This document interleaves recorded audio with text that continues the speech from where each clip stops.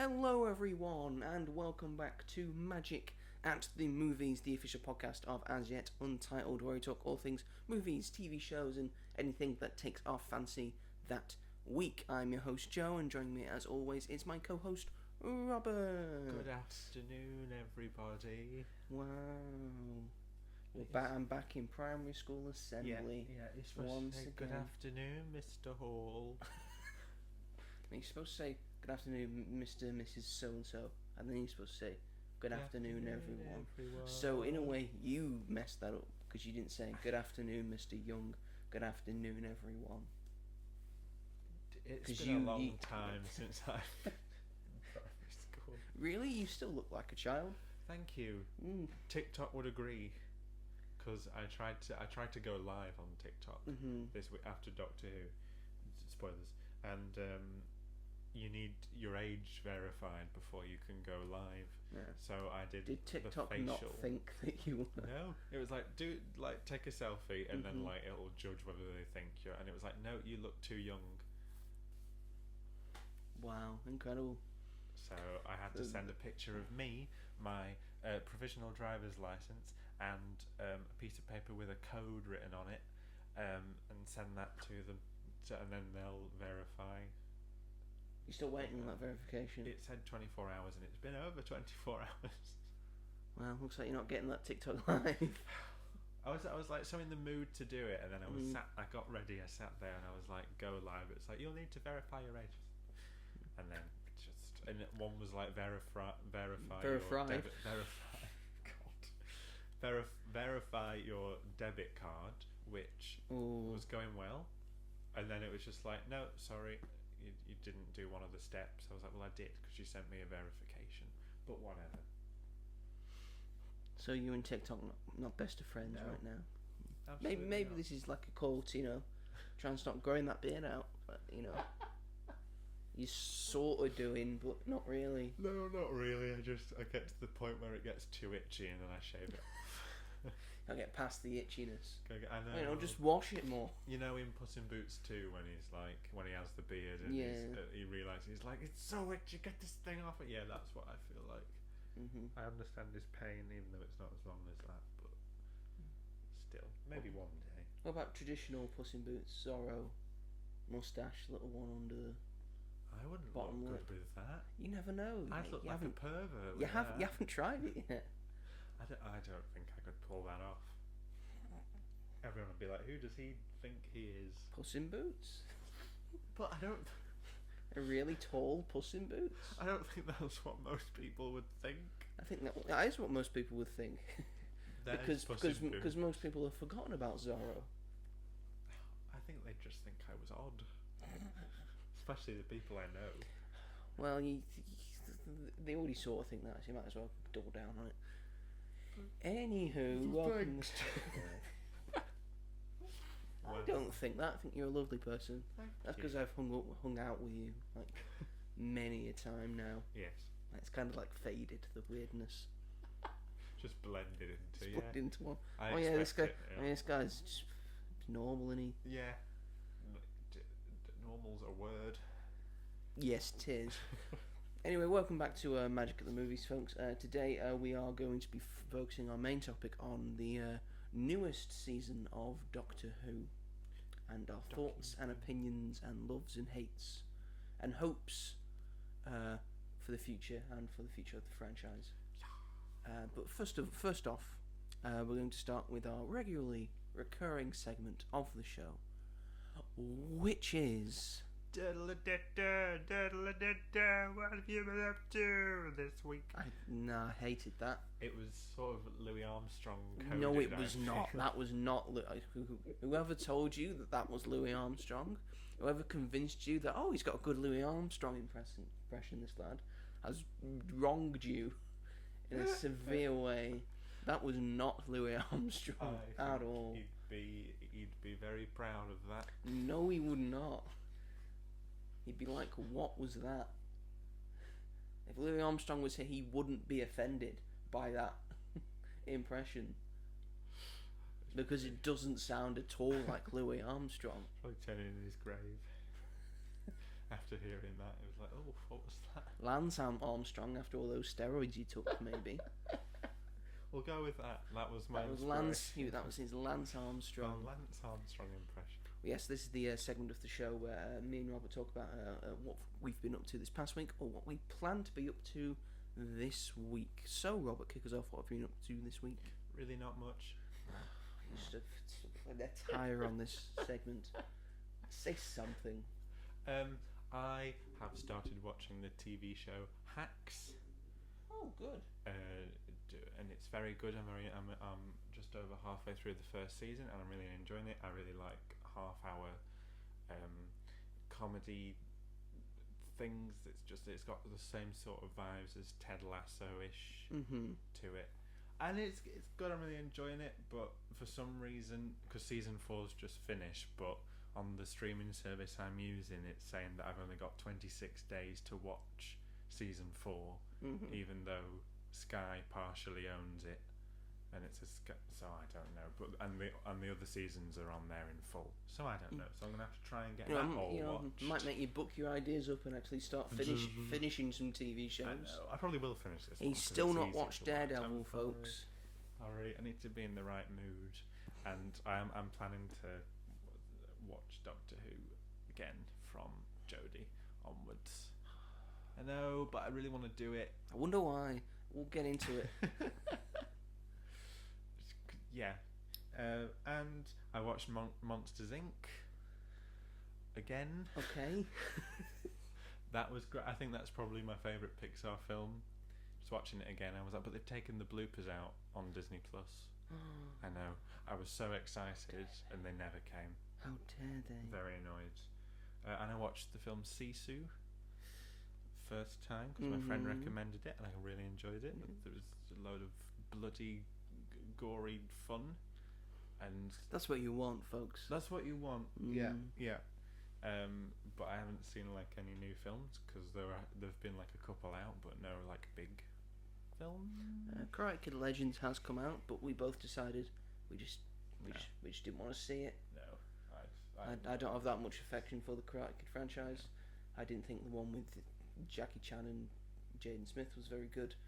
I like the first one, the original one. Yeah. That's the only one I've watched, and I've not watched Cobra Kai. So. Me too. Yeah, we're in the same boat on that one. So why would we watch this one that somehow blends the reboot and the original? It doesn't really make sense. And even people that did go and see it, like people that were friends of Cobra Kai, like hated it. So. Yay. Good, yeah. Marks one for Karate Kid Legends. So yeah, that's not really been up to much. I've been like seeing a few friends and things. So I think that's better use of my time sometimes. So yeah, that's me. How about you? Speaking of bloody and gory fun that you had with Sisu, I've been having a lot of bloody gory fun. In the video game world, because I've recently purchased and been playing Warhammer 40,000 Space Marine 2. Long title. It's pretty much just Space Marine 2. Like it's in the Warhammer 40,000 universe. Right. Yeah. But you can just call it Space Marine 2. Is it the latest game? It's the latest game. Yes. Right. Okay. And as in latest game. For all games, or latest game for Warhammer? For Warhammer. For Warhammer, it's the latest game. Yeah. Those big blue suited people. Yes, the Space Marines. I think I've played one round of it or something a while ago. I've not played any traditional Warhammer, but I respect the people who play it. I think it's a fun thing that you can do. I enjoy like watching people play it. Yeah. And the idea of it, and then you painting your own things and stuff. I might get into it. I have too many things. I have too many hobbies and other interests. I can't spare myself another. Yeah. Like I'm done. I've got my things. It's hard to be like watching films, watching TV shows, gaming, books, comic books, music. Like it's hard to like balance all that. I've got all of them. You do have all of them. I don't know how you do it. I go back and forth because I'm bored of things, and I just go back to the next thing and to the next thing to the next thing. Yeah. At the moment, it's war games. I like shooting a bunch of dudes. I've been playing. I've still been playing a lot of Battlefront 2. and now good. I'm on Space Marine 2. I'm just killing some fucking Have you bugs. played Destiny 2? No, why? Why would I do that? Because it's fun. It's not. I played it yesterday. I played the first Destiny. I'm like, I'm done with this. But the second Destiny's free. That's warning signs for me. It was fun. You know what else is free? Fortnite. Yep. And Fall Guys. And Fall Guys. Yep. Yeah. I don't have a PSN account. You don't? Oh yeah, you. I don't have PlayStation Network. Yeah, that's a good point. So I play offline. You can have multiplayer on Space Marine 2 and do multiplayer stuff. Yeah. It's also got a PvE mode, so player versus enemy, so you can just play against AI. Right. And it's got a very good PvE mode. I think the story's very good. Yeah. It goes briskly because it does one thing, it does it well, and it could get tiresome if the story was too long. Yeah. The story's just the right amount of length, and it's like one of those games that like puts hair on your chest. It makes you feel so goddamn manly. Yeah. I'm just a big guy in a big suit. There's no cover system because I don't need cover. I'll just take the hits. I am the cover. I'm shooting bugs. I'm shooting traitors for heresy. Heresy for the Emperor and all that. I've got a sword that's also a chainsaw. And sometimes I've got a big knife. I've got a big sword.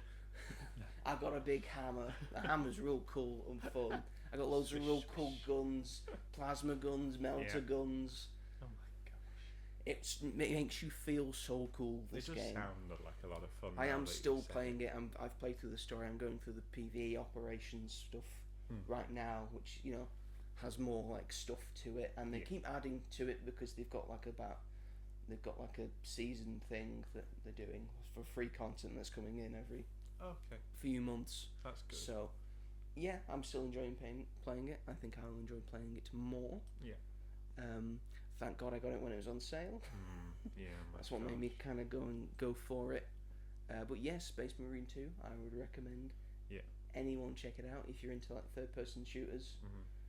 It's got like a sort of like it feels like Gears of War and Doom had a baby. Oh, okay. In terms of it's like hack and slash and also firing modes and also manliness. And also manliness. The dialogue's real cool as well. Yeah. Don't feel like you need to know anything about Warhammer. No. You'll be fine. Yeah. I'm sure if you know a lot about Warhammer, it means a lot more. Because there's a lot of lore in it that makes not much sense, but to me. But I did some research. And I'm sort of all right on it. But yeah, Space Marine 2, very good game. And also what I've been doing, because I've obviously got a bit of an action bug, because for a film that's coming out next week, which is Ballerina, from the world of John Wick, Ballerina. I'm currently going through all of the John Wicks. Yeah, that'll be I'm fun. through John Wick Chapter 1 and Chapter 2. I'll be watching Chapter 3 Parabellum probably either tonight or tomorrow. And then I will get through Chapter 4. I can't wait for Chapter 4. Just to watch that again. And these Chapter 1 and Chapter 2 hold up. Yeah. Like the action there is just so like crisp and well done. Yeah. And for quite a low budget as well.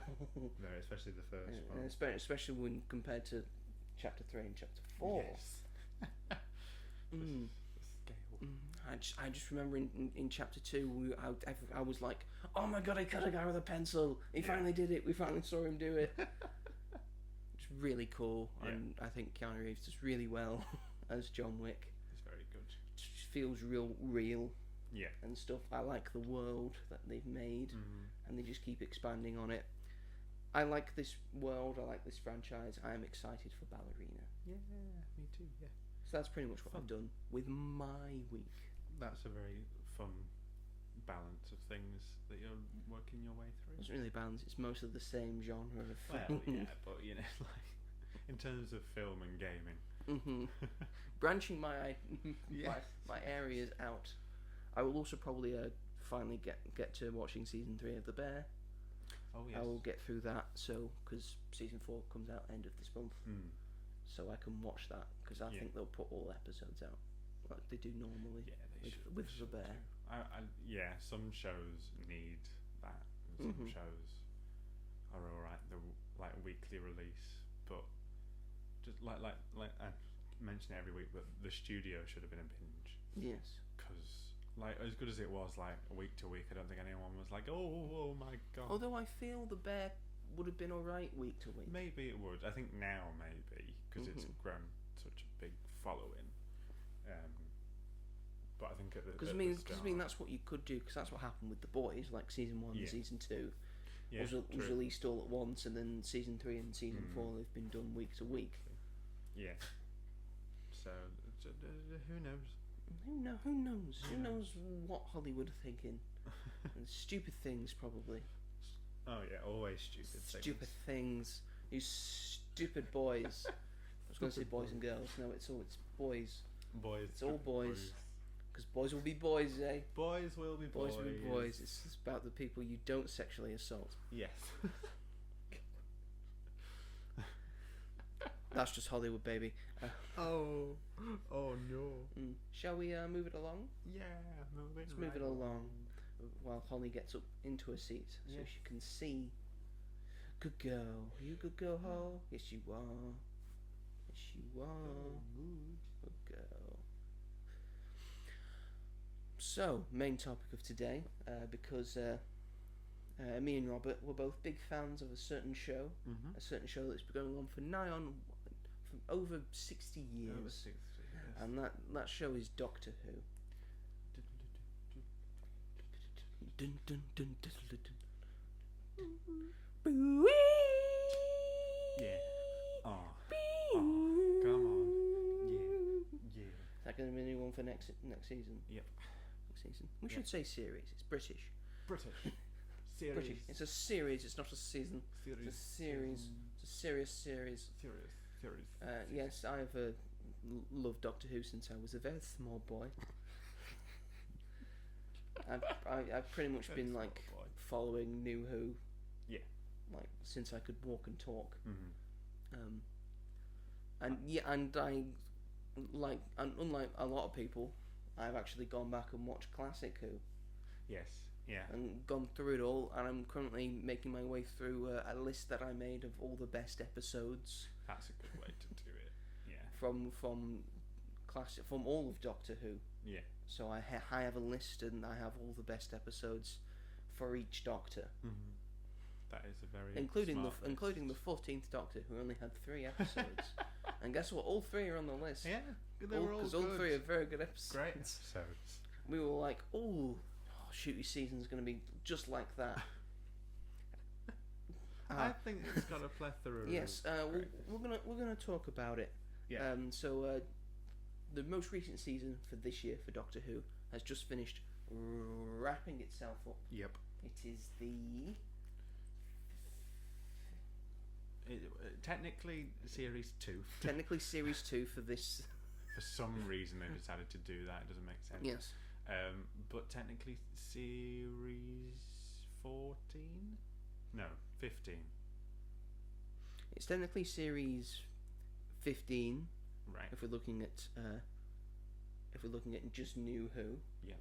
But I believe Classic Who had like 26. Yeah. Seasons. I think so. And a film. And a film. We don't count the film. So that's what, 41. Well, it's series 41 of Doctor Who. Season 40. Where Ncuti Gatwa is back as the Doctor, and he has a new companion, Belinda. Miss Belinda Chandra, played by Virada Sethu, who has also recently been in Andor. Very mad watching them at the same time. Yes, I know, right? Completely different people. It's very different. Very different. Very, very different. These recent seasons have, unlike the old New Who, and was kind of sort of started during the Jodie era. Mm-hmm. Series have gotten shorter. Yep. We now only get eight episodes compared to at the start of New Who when we got 13. A series. Then did it really get spoiled reduced for to choice. 10? Did it get reduced to 10 with Jodie? It did get reduced to 10. Yeah, and then 6. And then 6. For her limited series, limited aka series. we're not paying for 10 more episodes. Because why would we want to do that? Anyway, Ncuti Gatwa's second season as the Doctor. What did you think, Robert? Well, before we get started, I've got a surprise. Oh dear. I've brought along Joe's favourite sonic screwdriver. Oh God. Oh God. Hopefully you can hear that, folks. He has. I have Robert 15 brought Sonic along Sky remotes. Ncuti Gatwa, the 15th Doctor's sonic screwdriver. I say in quotation marks. Because I love Ncuti Gatwa as the Doctor. My least favourite thing about him is that his sonic screwdriver doesn't look like a fucking screwdriver. It looks like a TV remote. But it hurts me even more considering you gave the 14th Doctor a brand new sonic screwdriver and he was only in 3 fucking episodes. But just give Ncuti that one. But doesn't it look cool if it? No. But if it wasn't a sonic screwdriver, aside, it would look cool. Yeah. If it wasn't a sonic, then But or if they apparently just called it it, is. or if they just called it something else, like a sonic whatever. I don't know what they'd call it. No, but he has to have a sonic screwdriver. That's the thing now, isn't it? Yeah, of course.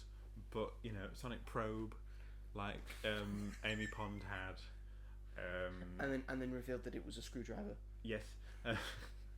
But it's a Oh, sonic let's device. give him sonic lipstick. Sonic Let's do that, lipstick. shall we? I actually like that they gave that to Sarah Jane, because I know a lot of people are like, oh, it's sexist, but she uses that to her advantage. Like it's something that she just has in her purse and wouldn't be suspected. That's why it's smart. Like most women do. Exactly. But like it's a sonic device. I think it looks really cool. It does things. You can pull the side of it out. You can extend the top. And it's very pretty looking. You know what? Wait here. Wait here. Wait here. I'll be back in a minute, folks. Robert's going to film. Okay, let's talk about 15 Sonic. Well, it's come in many colours throughout these episodes. I think in Joy to the World it was red. There's a whole diagram chart in one of the behind the scenes Doctor Who Unleashed episodes where it shows all the different colours. But it has a crystal at the bottom that's purple and glows. Oh, he's here. Right. Battle of This is a sonic screwdriver. It's green, makes it look cooler. Flips up like that. And there's also a button I can still do it like that. There's a button at the bottom. That looks like a sonic screwdriver. You're telling me this doesn't? Yes, I'm telling you, it looks like a fucking TV remote. I was just explaining. Sonic screwdriver war. 3, 2, 1, go. ASMR. ASMR. It's because it does different noises. So there's that one, and then Mine does different it's noises. Like, I know, like they all do. And this does. That thing blinks. And there's a mode where if you press this 20 times, then it goes into like Sutek mode. Oh God. Like it goes evil, basically. Like the Master's like laser screwdriver, but most of them do that. 14th Doctor's does. I debated which one to bring, but I was like, it's Shooty season, so that's why I brought it. But I do have that one. I have Jodie's and the 14th Doctor's. I have just ordered Peter Capaldi's one that looks like a TARDIS. And the only one that I won't have is Eccleston and Tennant's one, but it's really expensive. Anyway, you look, but one day that's nostalgia for you. One day I'm hoping. I really want Rivers as well. That's cool, and I think the Rani screwdriver looks really cool, even though it looks more like a sonic syringe. That's fine by me. But I want that one because it looks cool, and I hope they bring it out as a toy. But yeah. Anyway, enough about screwdrivers. What do we think of this season of Doctor Who. I loved it. I'm sorry. The last episode is. There's a lot wrong with the last episode, but I think on the whole, I've loved every episode. Some episodes are a lot better than others, but I'd like with the first season. I have the same. I think the first season is maybe a little bit better, but I still love this season. I think it's been great. Like Shooty's energy and personality and what he brings to the role is, I think, a big part of why I've enjoyed these two series so much. I think Belinda Chandra is a great companion, apart from her ending, which we will get into. Yes. But apart from that, I think she was great. I really loved her in her first episode because they really laid the groundwork for a companion that does not want to be there. And then they kind of got rid of that with each episode. She was really excited to be in every situation. Whatever. I think her performance was great, incredibly likeable, like Millie Gibson, who is also featured quite prominently in this series as well, which is, I quite like that. I like that they're not just tossing aside companions like they've done in the past. But it's sad that we might not see them again. I mean, we might see Millie Gibson again because she's at Unit. But I really liked it. Really great season. Loved tuning in every week. Was very excited each week. But yeah, I really like New Who. What can I say? What did you think? Well, first of all, this is New Who. New Who. You're right. Apparently. According to the BBC, it's a new thing. It's just new. Again, I very much enjoyed this series. Unlike Robert, I have, because, not to put Robert down, but he's a more recent Doctor Who fan. He's more recent to it, and he came with Jodie Whittaker because he thought I assumed female Doctor might be interested in seeing where they're going with this, and he doesn't like me to say it, but Jodie Whittaker's time is the dark time. It definitely is a lot less than every other era. And fuck Chris Chibnall is what most Who fans will say. That's nothing against Jodie Whittaker, because I think she does a great job with what she's been given. Yep. And I think if she had better writing, she'd be a top tier Doctor. Yeah. Yes. Again, I've been watching it all the way through since probably 2006. So I've been through. When I was younger, I watched episodes sporadically. I didn't watch them week to week. Yeah. I've now since gone back and watched them week to week. But Matt Smith's my favourite. That's why I've got his Sonic Screwdriver. Yeah. Again, Tennant was great. I loved Capaldi. I think Capaldi's really underrated in terms of what he was given and what he did with it. So I know for sure this is definitely not the worst Doctor Who has been. Again, I've also been through Classic Who, and I know where it started to go wrong. And the Colin Baker era as well, that wasn't very well received at all, and the TV movie's not great. So Doctor Who has certainly been worse than this. Yes. And a lot worse, because I quite enjoyed this series.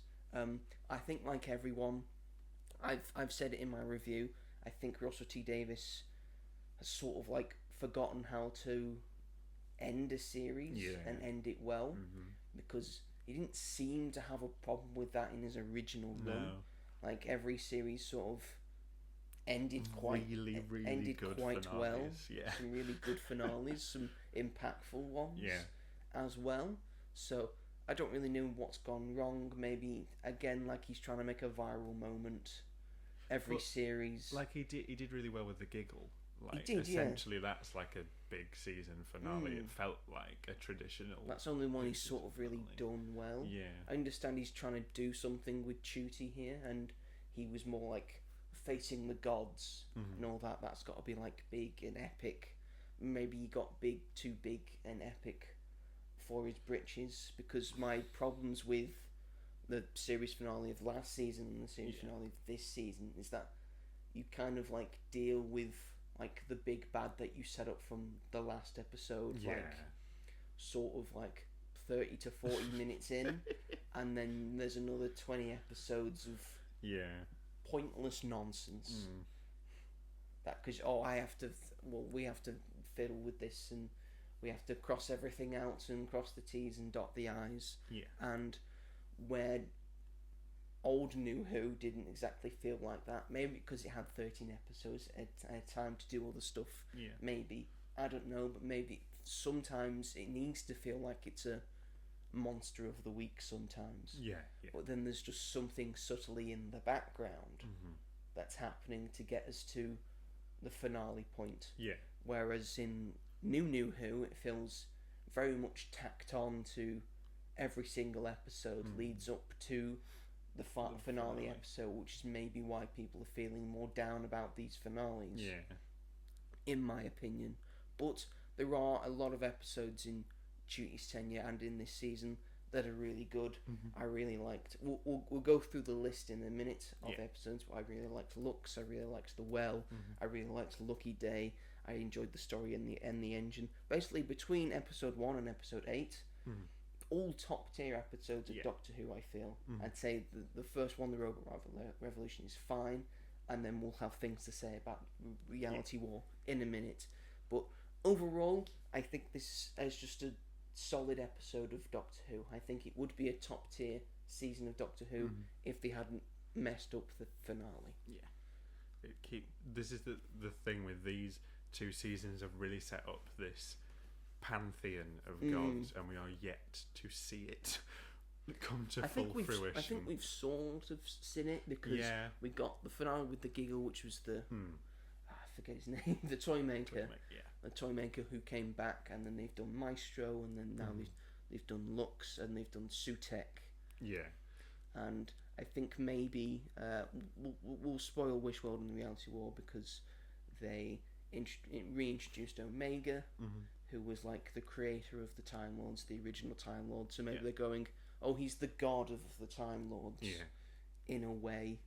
So I know they're sort of doing that because they've gone this like big open thing of Doctor Who versus the gods. Yeah.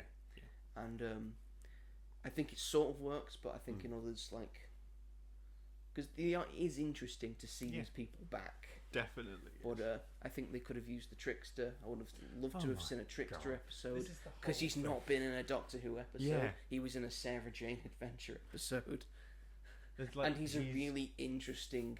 He's Sarah villain. Jane's like big villain, basically. Yes. Like he He's is so big her a villain. Dalek. He's so big a villain that Yeah. the Doctor has to turn up in one of the Yeah. episodes. Yeah, exactly. Her wedding. Yeah.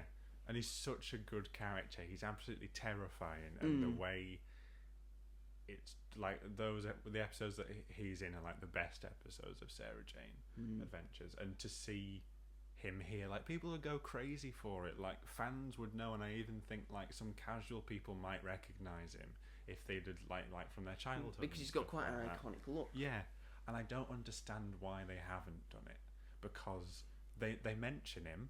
Like he says the Trickster, and everyone thought that Ruby was going to have something to do with that in season 1, and that was a letdown.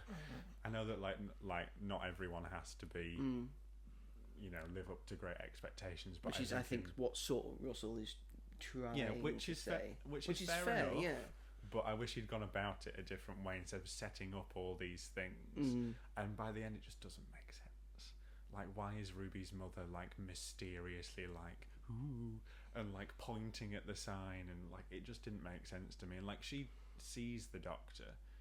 That's what they were trying to say, because The Legend of Ruby Sunday is such a good episode. Yes. And I enjoyed Empire of Death. Like, it had a great concept. Like, it's a dystopian, like, Sutek's taken over the world, everyone's dead.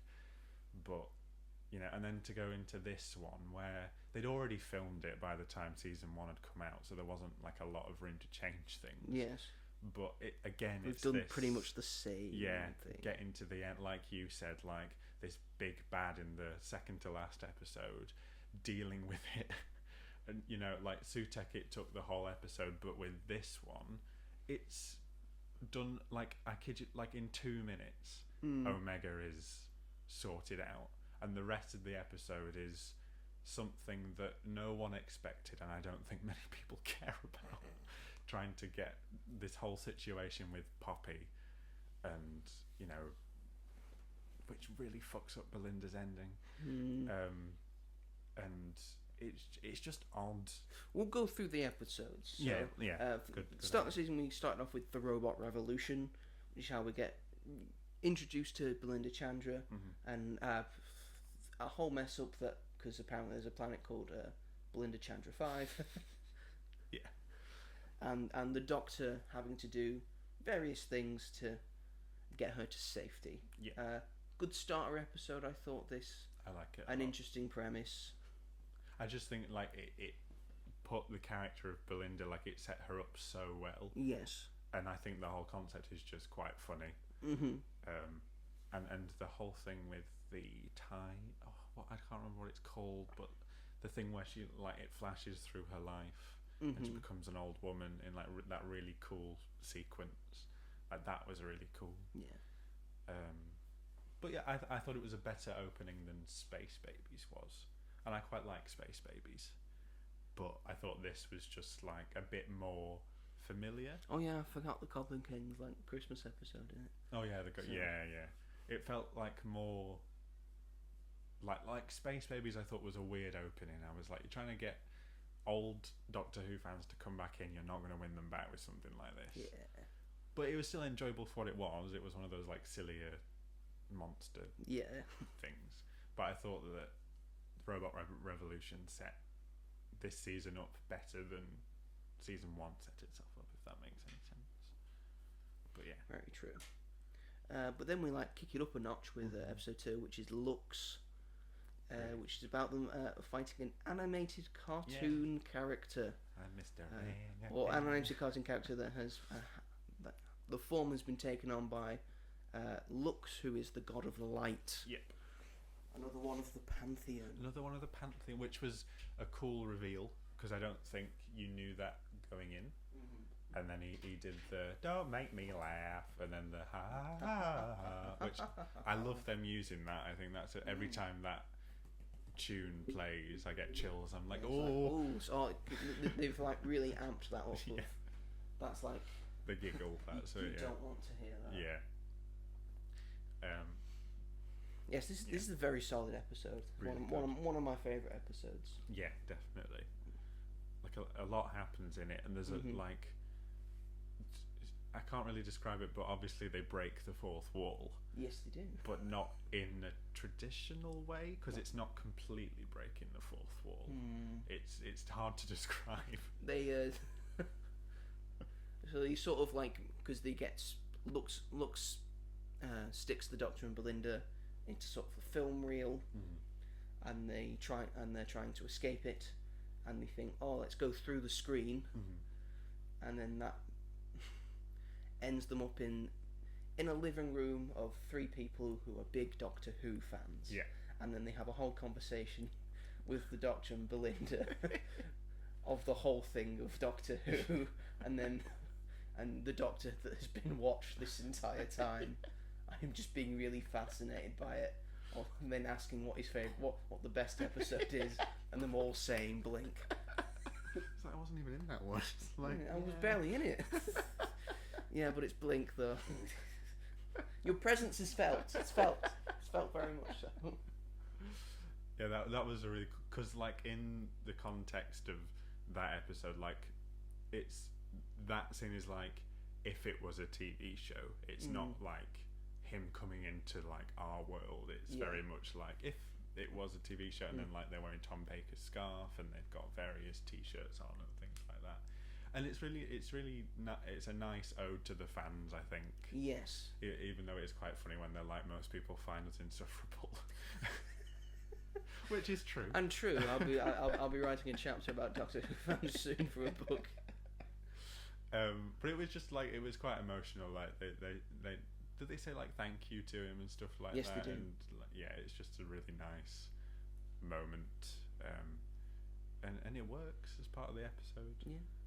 So, again, a very good episode. Then we move on to episode 3, The Well, which I think is the best episode of the series, and is a if you remember series 4 of Doctor Who, it is a pseudo sequel to the episode Midnight. Yeah. which I think we can all agree, quite a terrifying episode. Very, very good. And this episode also similarly terrifying. Yeah. It's the more it's the scary one of the series. Yeah. That every episode, every season of Doctor Who seems to go for one terrifying episode a series. Yeah. You can't have multiple ones. You just have to have the one. Normally in the past they just had to have the crutch of the Weeping Angels to stand on for a terrifying episode. But this one they've gone back to the Midnight episode, and that very terrifying creature that you never see, but you feel. Yeah. Is always suitably terrifying. The acting in this episode was very good, and it's just a very well done episode in terms of how to use terror. Yeah. And it's the not seeingness of the terrifying creature that makes it all the more terrifying. And also the effect of the Doctor being fascinated by this creature also. Of wanting to see it, which feels very much like the Doctor. Yeah. I think every Doctor would do that. Because he was never able to like figure it out entirely the first time. So I think that's like a big reason why he is so fascinated, is that he didn't find a way to save everybody's life in that episode. And you can tell that that's very much stuck with him. Like when they reveal what the planet is, he's like, oh fucking hell, dear. We need to get out of here right now. But yeah, it's just a really good sequel to one of the best episodes of New Who. And like using, I can't remember the actor's name, but the deaf actor as the main, like, I don't know what you'd like, side character, like supporting character. The main supporting character. Yeah. The central figure to all of the stuff that they are doing. And then like Shooter using sign language and stuff. Learning sign language. Fully learnt it. Which is really important. Like some actors probably wouldn't have, and they would have just like teach me the necessities, but I think he went all the way. And like the scene that I think about the most is when he turns his back to her because he doesn't want her to see what they're saying, and she's like, "Don't turn your back to me," because obviously that's like she's experienced that her whole life. And it's that, and also like it's crucial that she knows what's happening, and it's just such a good episode. And my mum really loved this episode. Like she's been watching it with me as well, and she's enjoyed it, but she's like, it's no David Tennant. Nothing is. Nothing is. But she agreed that this episode was like really, really good. But yeah, I think it's probably like one of, if not the best from his like whole era. Really, it's like really good episode. Very good. Next up we got Lucky Day. Underrated. Very underrated. It's another non-Doctor centric episode. At the start you kind of think it's going to be the feel like the Absorbaloff episode in a way, and then it twists itself around by giving us another real prick. Yes. Oh my god. Just like we got that one in Dot and Bubble last series. We get another insufferable monster. Genuinely seething with anger. That is not evil because of like evil things that he does. He's just evil because of the things he believes in. Yes. Yeah. I think that's why I loved this episode, was because it caught you. What you didn't know what was going to happen. I think. Yes. Like they were like planting things, like something was happening and something was going wrong, and then like it turns out to be this other thing. And then there's still like about 20 minutes of them exploring that as well. Yes. So for context, the main guy of this, whose name I forget, Conrad. So you can already tell. You can already tell. He sees the Doctor in his past. And then he uses that to get Millie Gibson's character Ruby Sunday onto a podcast. So then he can use her to try and take down Unit in a way, because he thinks Unit is a sham, and all the aliens that he's ever seen in the world on Earth, they've all been a hoax. All a fanatic hoax, because he's an alt-right troll. who doesn't believe in anything, and is just using it for clout, and because his daddy didn't love him. Yeah, and I think That's why... the kind of person we're dealing with. A real prick. An Andrew Tate. Yes, basically, yeah. Summarised. I think that's... is that one of, like, the reason why he's been after the Doctor so long was because he wanted to go with him, but couldn't and never had that. Like, and his mum wasn't very nice to him, and he's just become like this angry and bitter person because he saw this thing and no one believed him. And he's gone through his life thinking that he was like crazy, and then he saw them again and he was like, this is real. And then his mission is to tell them why it's not and why it's a hoax. I think one of the best parts about this episode was like the last 20 minutes when they're at Unit and he gets into the building and like everyone's turned against Unit, and like very much society does when like one person says something, then you know, and twist something, and then and the use of social media and how that can be used for evil ways and all that. And Kate Stewart, I thought she was amazing in this Kate episode. Lethbridge Stewart in this really lives up to her dad's name in this episode, because in this episode she remembers what she did in like previous series of Doctor Who, where she's a goddamn badass. Yeah. Because she knows. You don't believe it. Well, I'm going to release this thing on you that is here to kill you. And even like everyone, like Shirley and Ruby, are like, Kate, do you really think we should be doing this? No. You leave this to me. The big boys are talking now. It's such a great when she gets angry at him when he points his gun at Ruby, and she says, "Don't you dare point that gun at her!" And I was sat there like this. Yes, this is what I want from you, Kate. And then she lets the monster free, and then like it attacks him and whatever, and then it goes to attack him, and then Ruby stuns it. Yeah. And then he just still doesn't believe it, and then it bites his arm off. I'm like, God damn, yes. And I see him in the prison cell. I was like, why did you put his arm back on? You just left it. Left it there. And then we have that amazing scene at the end with the Doctor when like he makes the TARDIS like form around and him. Just talks down to him like a child. And that scene really speaks to the world and the people that are out to get innocent people that just want to live their lives, and about like bigotry and all this, and it's a great moment. And then Mrs. Flood comes along and fucking sets him free. And I was like, for God's sake. Mrs. Flood, come on. But it's clever, and there's a reason why, obviously, which we'll get to later. Next up, we've got the story and the engine, which was an interesting episode. Yeah. A psychological episode. One you said you didn't understand. I didn't really. I liked it. Yes. And the like cultural references and the production design and stuff is like amazing. Yes, this was clearly this was the bottle episode of the series, because it takes place just in the barbershop. Yeah. But a barbershop that is on a giant spider. That was what when that happened. I was like, right, okay, it's on a giant spider. So what? Because the guy controlling it made like the web of stories that they're traversing through, which is where you get to the land of the gods, because he told stories about the gods to bring up their lineage and make them seem all powerful, and then he never got the credit that he deserved in what he thought he never got the credit he deserved. And then so he's going up the web to kill the gods essentially, and the Doctor has to put a stop to that. And he does in spectacular fashion. He does.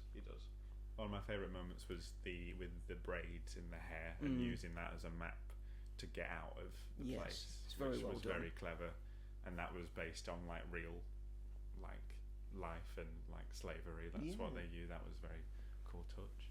And obviously Martin.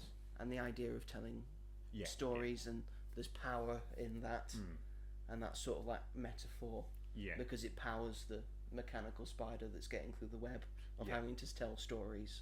And when they showed like Belinda's story, like a segment of her life as a nurse, that was very touching, and that was very well done. But yeah, I think it was just like a lot was like happening, like it was like reveal after sort of reveal, and I couldn't really keep up with it. I still liked it though. I know some people that really hated it. I thought it was very good. I thought it was very well done. I thought it was good too. And Joe Martin turned up for a quick cameo, which was really cool. I liked that. I got it spoiled before I saw it. The first other Doctor cameo in this series. Yes. Spoilers. And that was like in that life she'd met. I can't remember the character's name, but like the daughter of the barber, or the daughter of another god. Of another god had like met her in a time where she was living was like destroyed or something. Quite possibly. But it's been a couple weeks since it was something like that, but she couldn't take her with her because she was doing something else. Because she was called the Fugitive Doctor. She was on the run. Yeah. And Ncuti explains, like, I'm sorry I couldn't take you with me because I was a fugitive. But and while Ncuti is explaining that, it pans and then you see it's now Joe Martin, the Fugitive Doctor, and then it goes back to Ncuti. Yeah. So that was well done. Does he remember that? Because I thought the whole point of Fugitive was that they don't remember.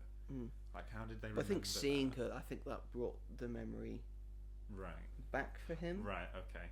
That makes sense. I think sense. After all the timeless child's shenanigans, I think he remembers some of what happened back then. Right, okay.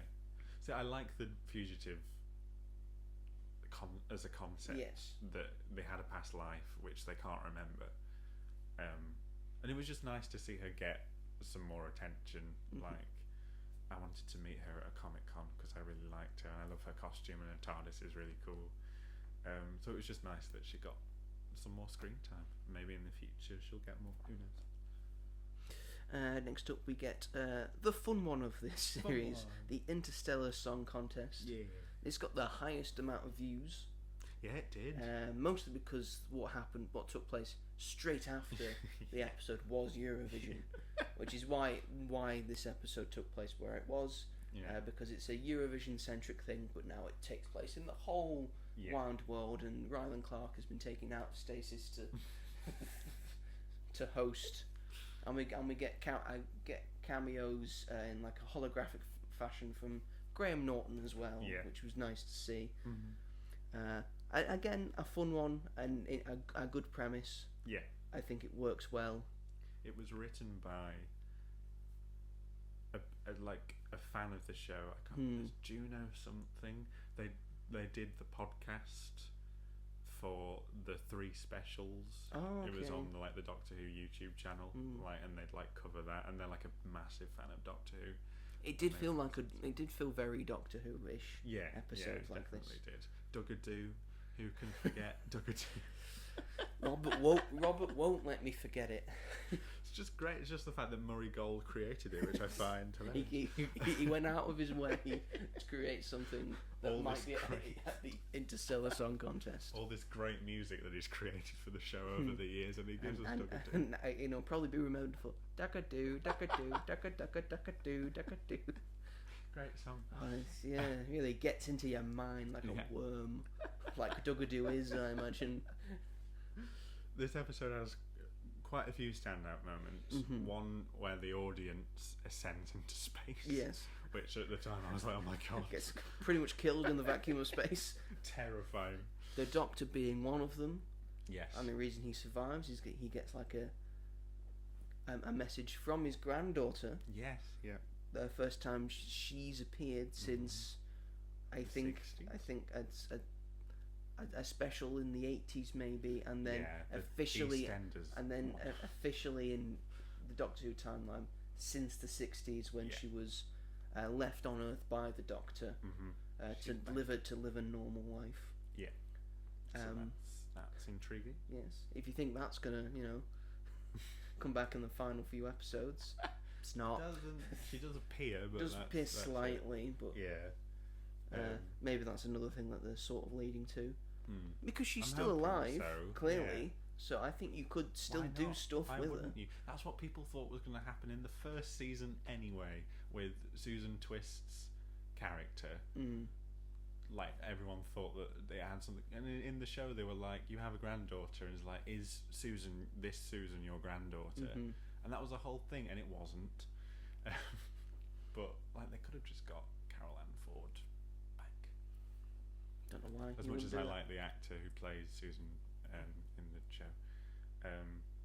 But yeah, there's that, and then the scene where the space Hellion terrorist is captured, and the Doctor has this like electrocution glove. Yes, and he sort of starts going a bit too far. But I loved this. Yes, I loved it, and worked, a lot of people hated it. But I was like, we can't just have the exact same thing every time where he's like, he gets. It's. I mean, like, it's. No, I don't harm And I mean, anyone. it's not like he's not done it before. He's done it in Classic Who, and in New Who, he's done it. He was going to let himself die in the flood when he was facing the Arachnos. Yeah. Because he got too ahead of himself. The 11th Doctor did it a bunch of times in The Good Man Goes to War, and in Mercy. Peter Capaldi's done it quite a bit because Peter Capaldi was quite an angry man. Yeah. Especially in Face the Raven as well, you saw that. Yeah, exactly. So it's not like the Doctor hasn't done it before. No. It's a very Doctor thing to do still, I feel. And this man was about to kill 3 trillion 3 trillion people. So, So there's... I can understand there's why. a line. He crossed that line, and now you're going to get the full force of the oncoming storm that is the Doctor. And it was a scary moment. And obviously, at the end of the episode, we had the reveal to who Mrs. Flood was, who is... The Rani. The Rani has returned, everyone. Rani has returned. From her very memorable classic Doctor Who episodes of 2. One she had with the 6th Doctor, the other she had with the 7th. That's his first episode as well, Sylvester McCoy's. Is that one? Sylvester McCoy's first episode, he wakes up from regeneration, and now he has to fight the Rani. Yep. The Mark of the Rani is pretty good, I quite like that one. Yes. But Time of the Rani, it's alright, but it's set on like a rock planet. It is, yes. And all you see is them running back and forward between rock and like... Yeah. Again, by that point, the budget had spiralled, I think. Yeah. It was on the end, was Doctor Who. Very much so.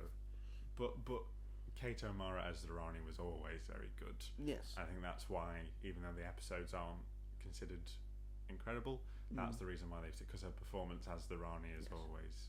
It's very good. And she's a Time Lord. So Mrs. Flood is revealed to be the Rani, and she bi-generates into a new version of the Rani. Yeah. Played by a name that escapes me.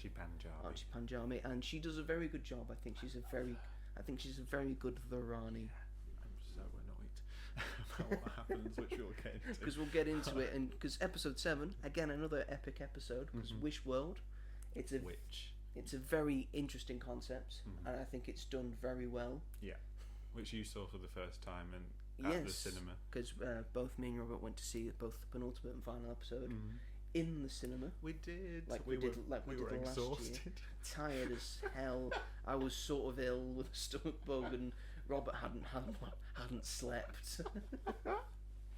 So excited to watch it, and then we sat in a dark room trying not to fall asleep. Through Wish World, but Wish World kept me awake. It kept me awake because I was like, "Ooh, that was a bit epic." I was because I brought an energy drink, but it really made me need the toilet like halfway through, and I'd already seen the episode, so I could have gone at any point. I just wanted to watch it, so I was sat there all the way through, like trying to keep awake and also like trying not to piss myself. Just legs crossed. Oh, what's gonna happen? Well, I know what's gonna happen, and I've already seen it. So as soon as the credits came up, I was like, right, I'm off. Why didn't you just go? I don't know. I just wanted to watch it on the big screen, I guess. Because I really like the end, like sort of 10 minutes when they're counting down towards May the 24th, and like the Rani's like explaining all these things. Yes. I really like that scene. It's the big bad guy. I'm going to explain it all. Yeah. I don't mind it though. Like she even like mentions it. She says this isn't just execution, Doctor.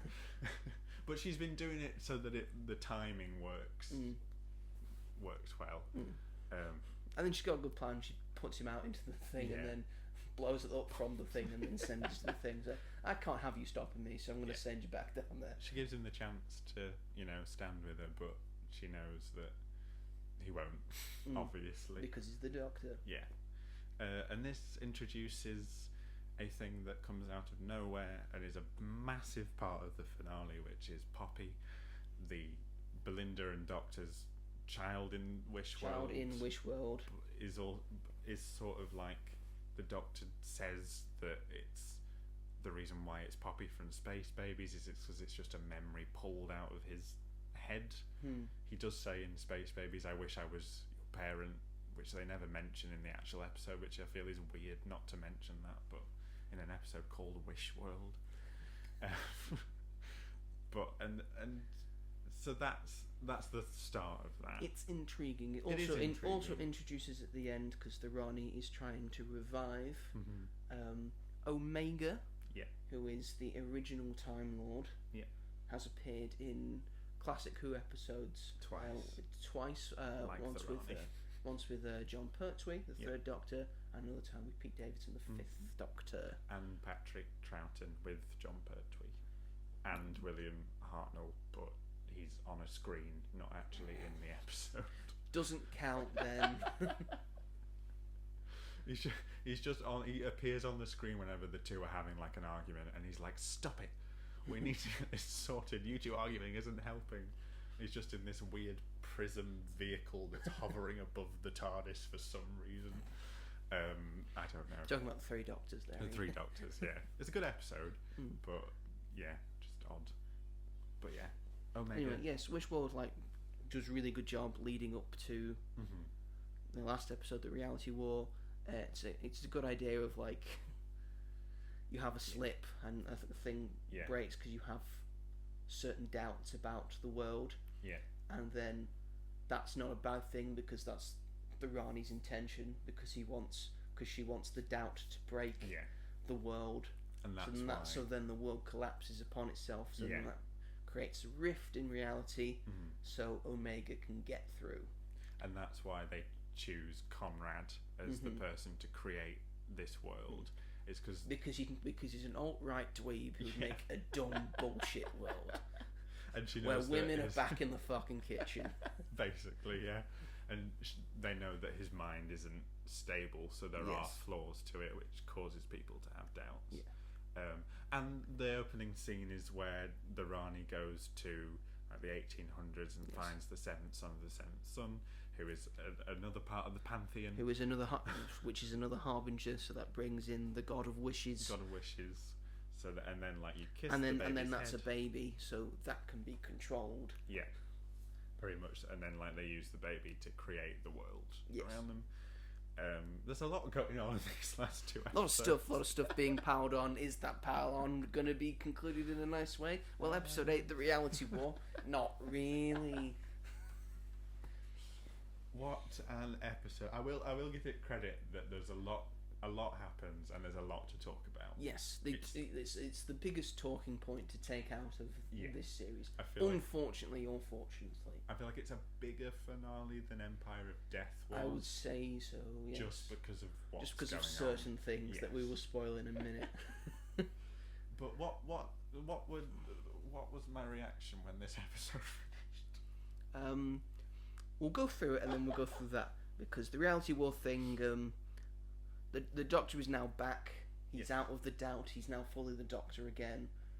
He's out of Wishworld, so now his goal is to make everyone else see through the reality of it, and he does that by bringing it back to the Christmas episode that we have recently, Joy to the World, and the Interstellar Hotel, the Time Hotel, and using that to bring reality back into the world, which is how he gets units back up to full strength. And then the Reality War of it is that's the big bone creatures that are from the other part of reality are now warring with the unit tower, which sort of turns into a transformer. And at one point I thought it was going to fly, but no, it's just able to turn the top half of the your reaction of the building, was because Kate's got a pirate wheel for some reason. Because pirate wheels are cool. I'm not gonna take that away from Kate. Pirate wheels are cool. I don't know if you've ever been on a pirate ship or a ship from that era. They're cool. Spinning that wheel's cool, alright? Just Have you made me played laugh. Assassin's Creed 4 Black Flag? I'm not. Being a no. pirate's cool. It's cooler than being an assassin. Everyone, hold on. Spins a Vroom, wheel. vroom, vroom, vroom, vroom, vroom, vroom, vroom, vroom. And then you go back. Kate. Yeah, You cool. spin your wheel. I'm cool.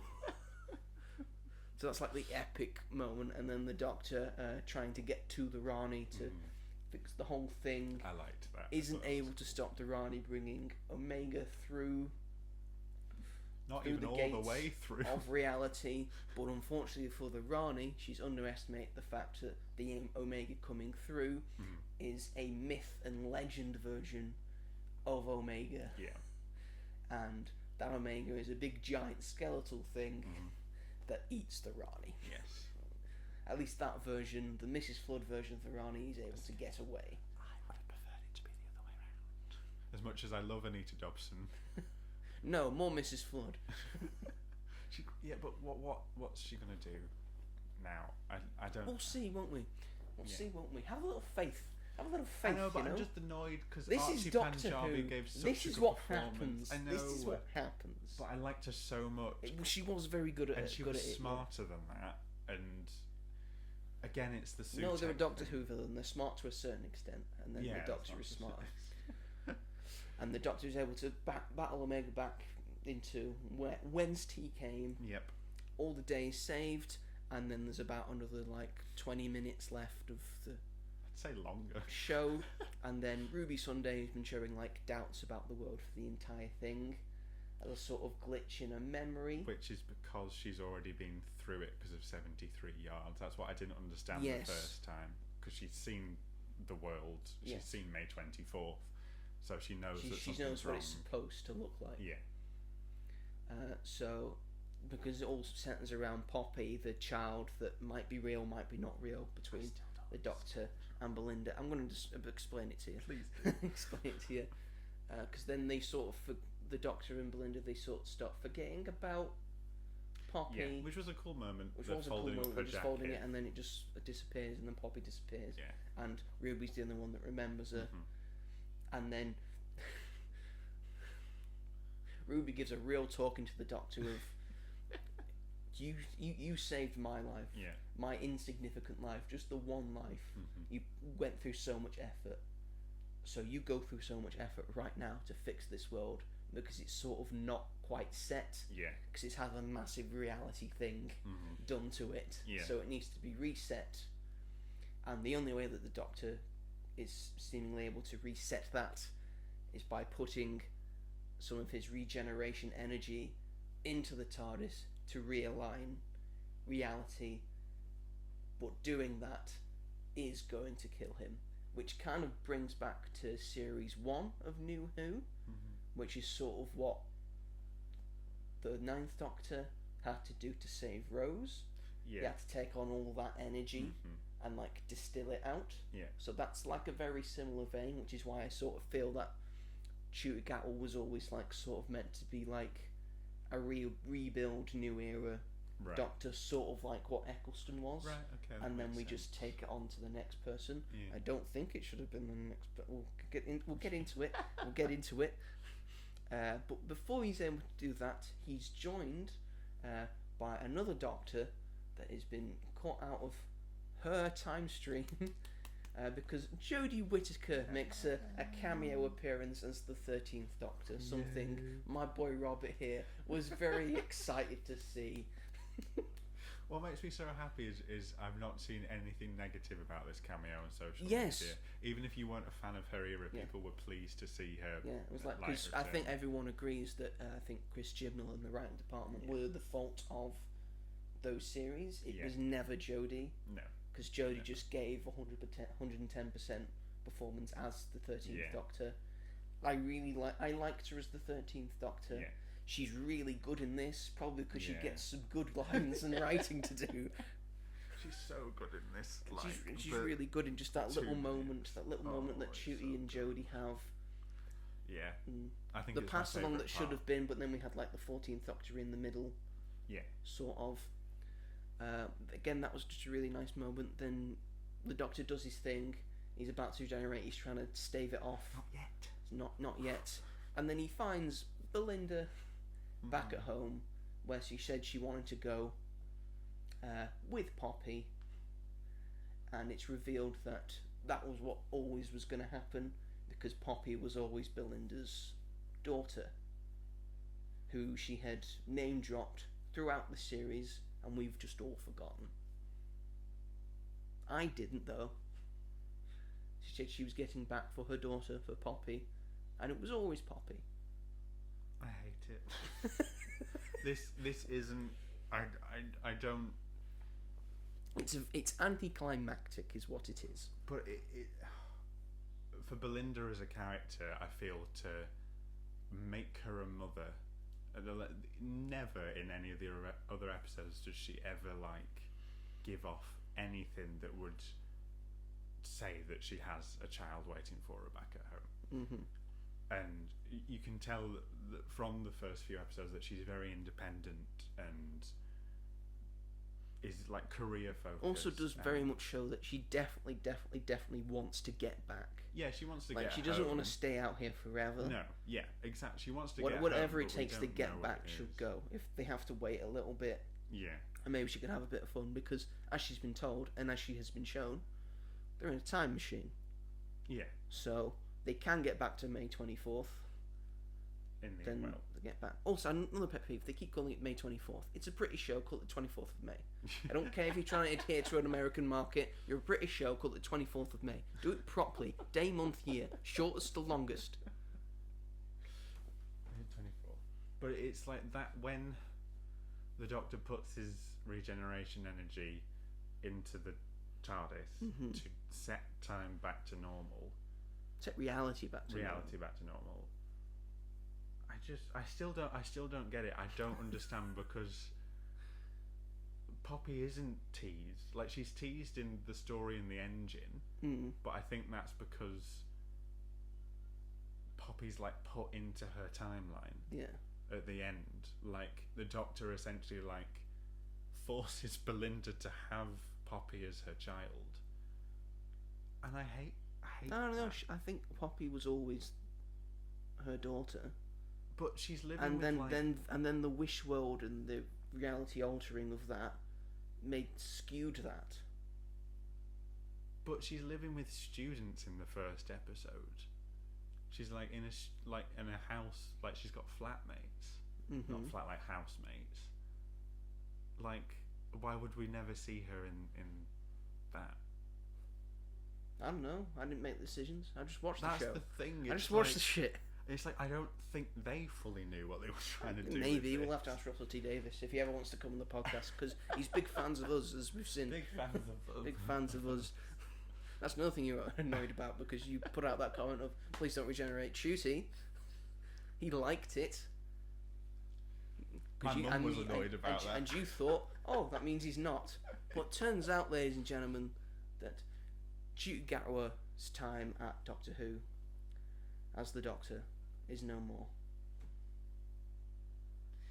He lasted less time than it took for him to first appear in an episode of Doctor Who since he was announced. That is so frustrating. It was a longer amount of time from when he was announced to when he started for his first appearance than it was his tenure. He had a good run. He had some very good episodes. I don't think anyone is unhappy about him as the Doctor. No. I think everyone online has gone brilliant. He was an excellent Doctor. Loved him. He was a Doctor that had his heart on his sleeve. He was kind. He cared. I think he put everything into it. Yeah. And now we've gone back to nostalgia bait, because on his regeneration, it was revealed. I think they should have just left it on a cliffhanger.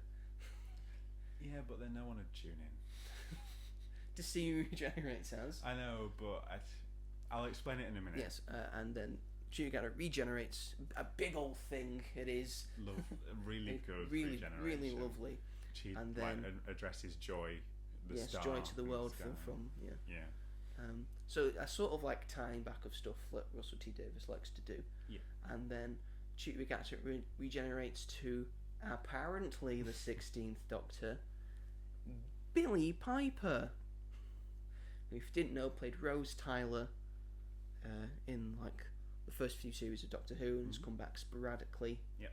Ever since, as different things. I don't like it. I find it really odd that people odd. don't.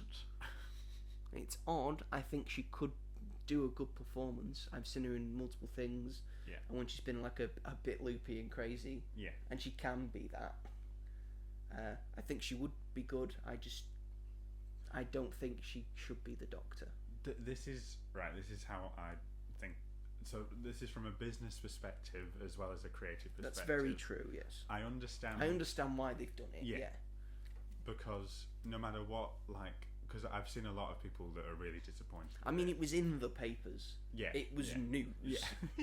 It was a massive thing, but I understand a lot of people just wanted like a newbie, but what we need to understand is that Doctor Who is not doing well in terms of viewership.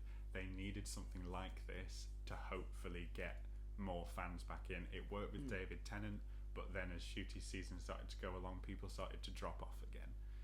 So I understand 100% why they've done this, but I also think that it's kind of exciting that I think Billie Piper is one of the most underrated actors ever. Everything I've seen her in, she's fantastic, and I think she'll do such a whatever this role is, because it doesn't say at the end of the episode. Yes, well, we should point that out, because every single time a new Doctor has been introduced in the credits, it goes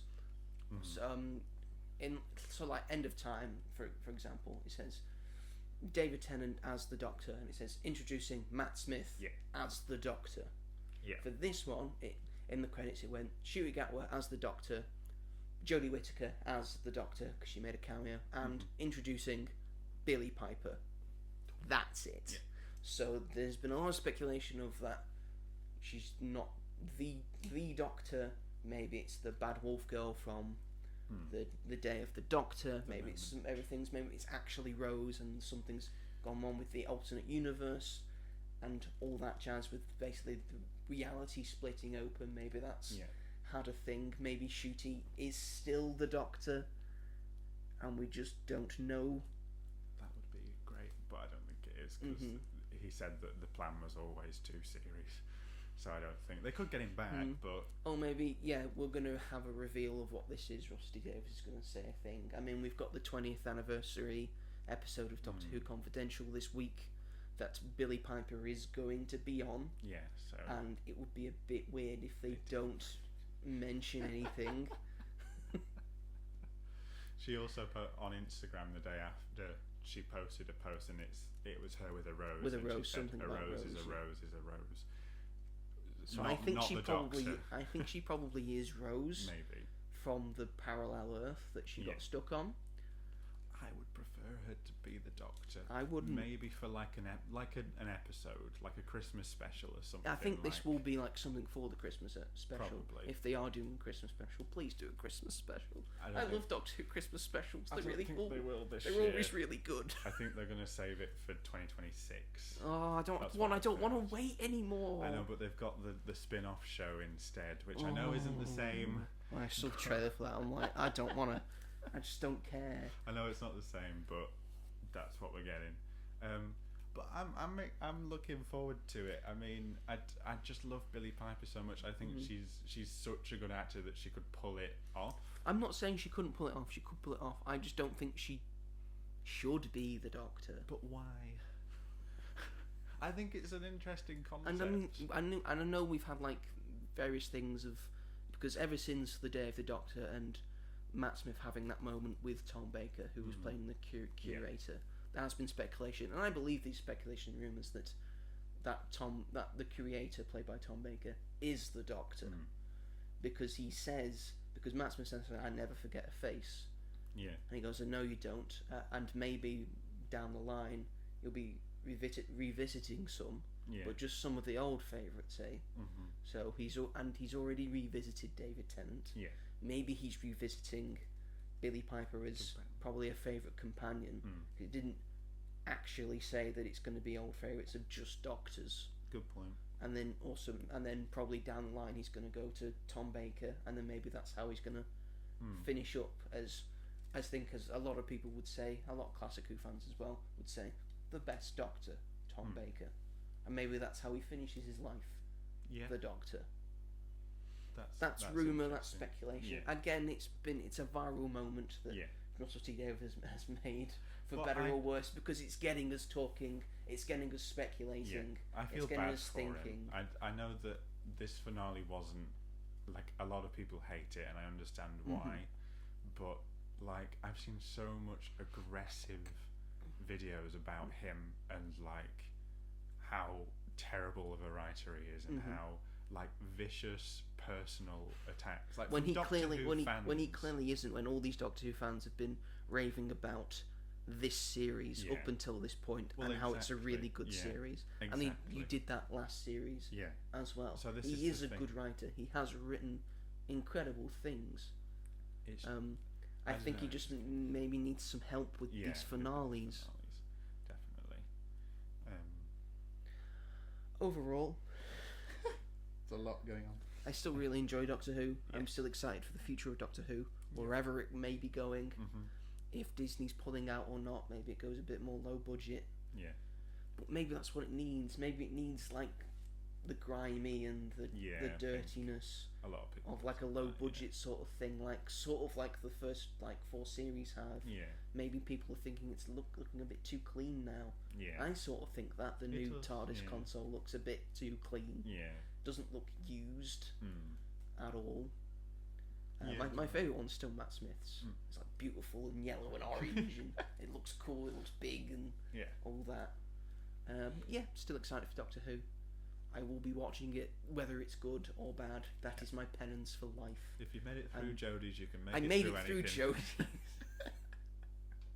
I can make it through this. This was not as egregious as watching Jodie Whittaker's every week. No, although she got a good finale, I think. Jodie got a good send-off. But, well, this is the, like, proper send-off for now, I guess. What a great one. Anyway, Doctor Who is pretty good, and we like it. We do. We do. We've got our sonic screwdrivers to prove it. 3, 2, 1.